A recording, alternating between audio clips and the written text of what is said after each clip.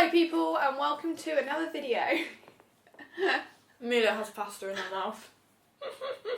Oh my god, Amelia hasn't eaten for the past hour. I got her food from Waitrose. She hadn't eaten it for an hour and now Which is weird for me, I'm always usually hungry. And now just as I'm saying let's film a video, now you've decided to stuff your mouth. My god, guinea pig cheeks over here. Hamster cheeks, is it?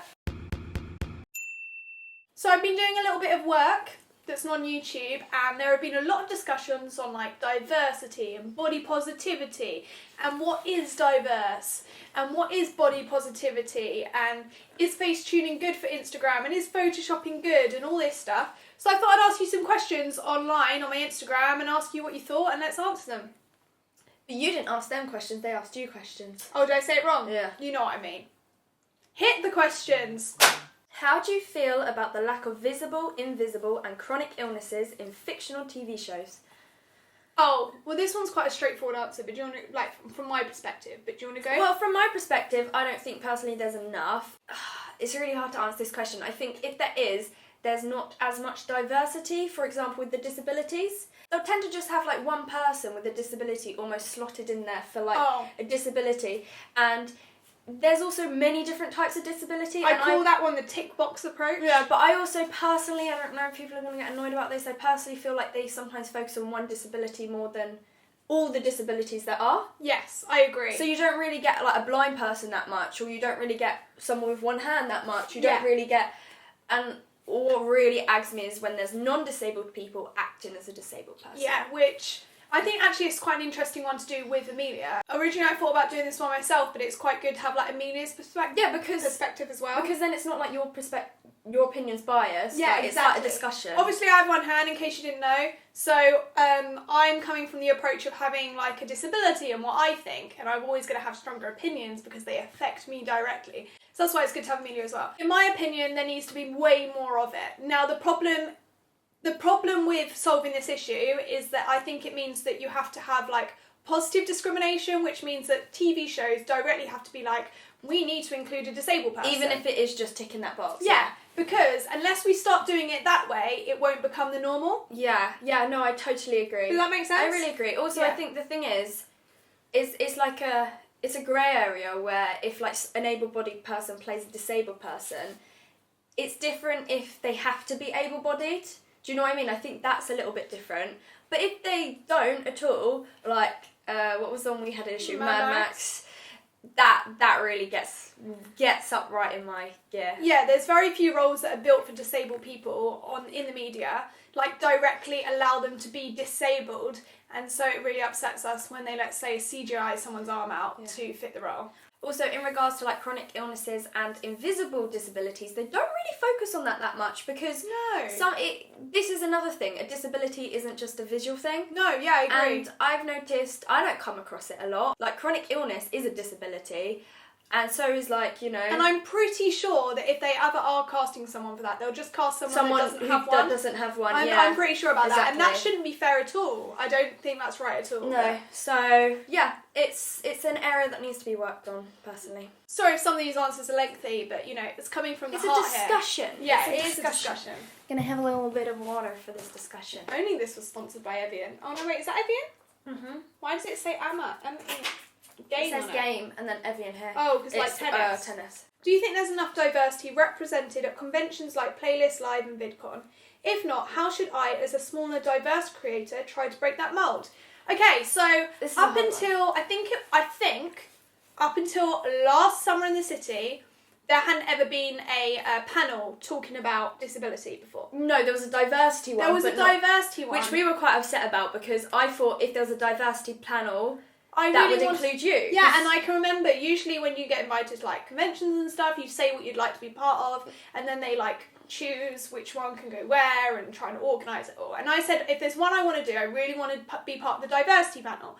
But I wasn't on it, and there was no disabled person on it. There was no one with disabilities. No, I was quite upset about this, but luckily last year, rightly so last year, there was a panel on disability for the first time ever. I think it was a great panel, there's loads of people, they really enjoyed it, full of a bunch of great creators, and I think we're getting a step closer. Yeah, in my opinion on the diversity bit though, I think as good as the disability panel is, I think people with disabilities should be on the diversity panel as well, because Yes. this is just my take on it, but I think diversity is a range of everyone. As a small town creator, what you can do to make a difference is, if I'm honest, like support the panels that you think are making a difference. So like if you really want more diversity panels to be at these conventions, then go to them and like ask go for them. watch them, ask for them, yeah.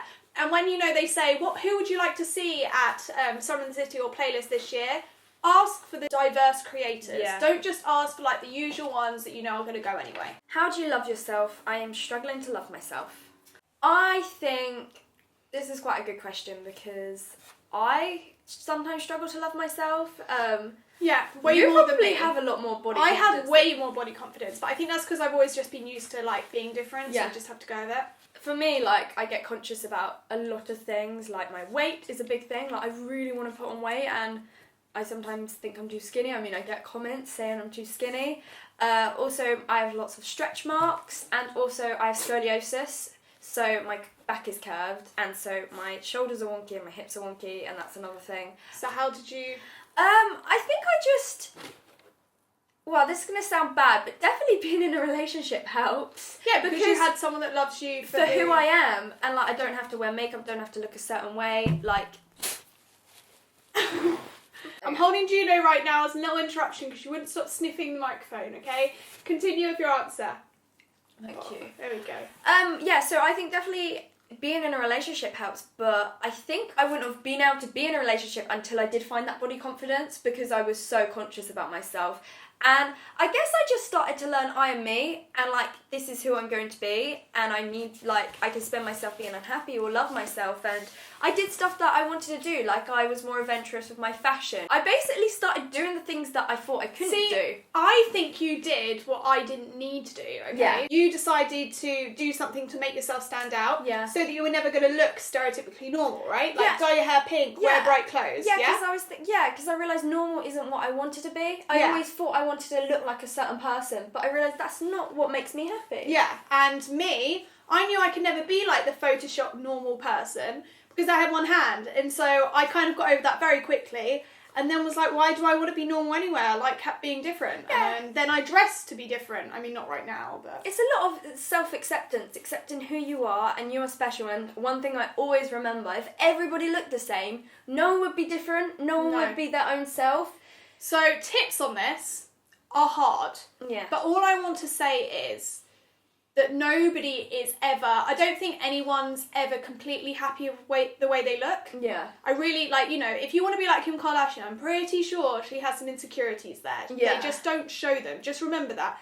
And that you're okay not to love yourself completely. Yeah. But find the parts you do love. Yeah. And focus on them. Exactly. How do you try and put yourself forward and spread disability awareness, physical or invisible? So I don't know if this is asking us directly or saying how do they do it, but in my opinion, I use the platform that I have, and so do you as well. Yeah. We have Instagram, we have YouTube, and we have a following on there, and so I want to make sure that I spread my message to as many of those subscribers as possible. I kind of feel like it sounds a bit weird, but I kind of feel like it's my duty to do that. I know there's a lot of people with one hand or disabilities that don't feel confident, and because I am so lucky to be happy with the way I am, I kind of want to make everyone realise that it's good to be different. Yeah. And I also think, I can't really put much on this, but I think it's just normalising it. yeah, Because it is normal, and that's the thing, it's not some big taboo. which is ridiculous, isn't it? That we all have this insecurity about being different when being different is completely normal. Yeah. It's crazy, and we need to realise that nobody is the same. It's a hard one.